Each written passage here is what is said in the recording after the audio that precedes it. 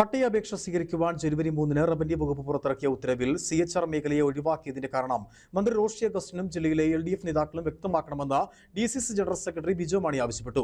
മാസങ്ങൾക്ക് മുമ്പ് കട്ടപ്പനയിലെത്തിയ റവന്യൂ മന്ത്രി കെ രാജൻ ഷോപ്പ് സൈറ്റുകൾക്ക് പട്ടയം നൽകുമെന്ന് പ്രഖ്യാപിച്ചിരുന്നു. എന്നാൽ സർക്കാരിന്റെ കെടുകാര്യസ്ഥതയിൽ സുപ്രീം കോടതിയിൽ നിന്ന് വിലക്കിനെ തുടർന്ന് പട്ടയം നൽകാൻ കഴിയില്ലെന്ന് ചൂണ്ടിക്കാട്ടിയതായും ബിജു മാണി വാർത്താ സമ്മേളനത്തിൽ ആരോപിച്ചു.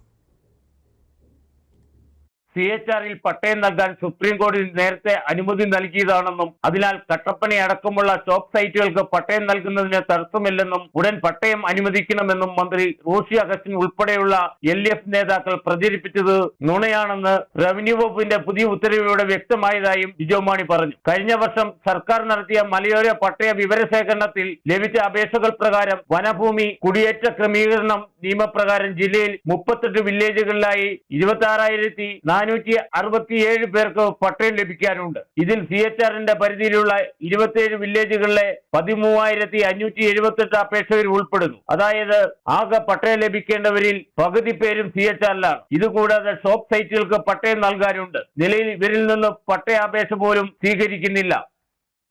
ഷോപ്പ് സൈറ്റുകൾക്ക് അടുത്ത ആഴ്ച തന്നെ പട്ടയം കൊടുക്കുമെന്നാണ് ജില്ലയിൽ നിന്നുള്ള മന്ത്രി ശ്രീ റോഷി അഗസ്റ്റിനും ഇടതുപക്ഷ നേതാക്കളും ഒക്കെ നിരന്തരം പറഞ്ഞുകൊണ്ടിരുന്നത്. ഇപ്പം കേരള കോൺഗ്രസിന്റെ മാണി ഗ്രൂപ്പിന്റെ നേതാക്കൾ കട്ടപ്പനയിൽ തന്നെ നിരവധി പത്രസമ്മേളനം ഇവിടെ തന്നെ നടത്തി ഷോപ്പ് സൈറ്റുകൾക്ക് പട്ടയം കൊടുക്കുന്ന കാര്യത്തിൽ യാതൊരു നിയമ തടസ്സവും ഇല്ല എന്നും ഉടൻ തന്നെ പട്ടയം കൊടുക്കുമെന്നും പറഞ്ഞതാണ്. എന്നാൽ റവന്യൂ മന്ത്രിയും മന്ത്രി റോഷി അഗസ്റ്റിനും ജില്ലയിലെ ഇടതുപക്ഷ നേതാക്കളൊക്കെ പറഞ്ഞത് കളവായിരുന്നുവെന്ന് ഈ 3/1/2026 ഇറക്കിയ റവന്യൂ വകുപ്പിന്റെ ഉത്തരവിൽ നിന്ന് വ്യക്തമാണ്. ഇതിനകത്ത് പറഞ്ഞിരിക്കുന്നത് എന്താ? CHRന് പുറത്തുള്ള ജോയിന്റ് വെരിഫിക്കേഷൻ ലിസ്റ്റിൽ ഉൾപ്പെട്ട ആളുകൾക്ക് പട്ടയം കൊടുക്കാൻ വേണ്ടിയാണ് പുതുതായി അപേക്ഷ ക്ഷണിച്ചിട്ടുള്ളത്.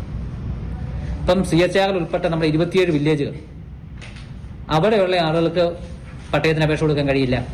2,85,88,159 ഹെക്ടർ സ്ഥലത്തിനാണ് വനഭൂമി കുടിയേറ്റ നിയമപ്രകാരം പട്ടയം നൽകുന്നതിന് കേന്ദ്ര സർക്കാരും സുപ്രീം കോടതിയും അനുമതി നൽകിയത്. ഇതിൽ 20,300 ഹെക്ടർ ഭൂമിയും CHRന്റെ പരിധിയിലാണ്. അനുമതി ലഭിച്ചതിൽ ഇനി പട്ടയം നൽകാൻ ബാക്കി നിൽക്കുന്ന ഭൂമിയിലധികവും CHRന്റെ പരിധിയിൽ തന്നെയാണ്. CHRന്റെ വിലയിൽ പട്ടയം ലഭിക്കാൻ ഉള്ളവരാകട്ടെ വനം റവന്യൂ വകുപ്പുകളുടെ സംയുക്ത പരിശോധന നടക്കാത്ത വില്ലേജുകളിൽ നിന്നാണ്. വനഭൂമി കുടിയേറ്റ ക്രമീകരണ നിയമപ്രകാരം പട്ടയം നൽകണമെങ്കിൽ CHRലെ പട്ടയ വിതരണത്തിലുള്ള വിലക്ക് നീക്കാനും വനം വകുപ്പുകളുടെ സംയുക്ത പരിശോധന നടത്താനുമുള്ള നടപടിയാണ് ആദ്യം സ്വീകരിക്കേണ്ടത്. അതിന് സർക്കാർ തയ്യാറാകണമെന്നും ബിജു മാണി ആവശ്യപ്പെട്ടു. വാർത്താ സമ്മേളനത്തിൽ youth Congress block president Anand തോമസും പങ്കെടുത്തു. Idukki vision news, Kattappana.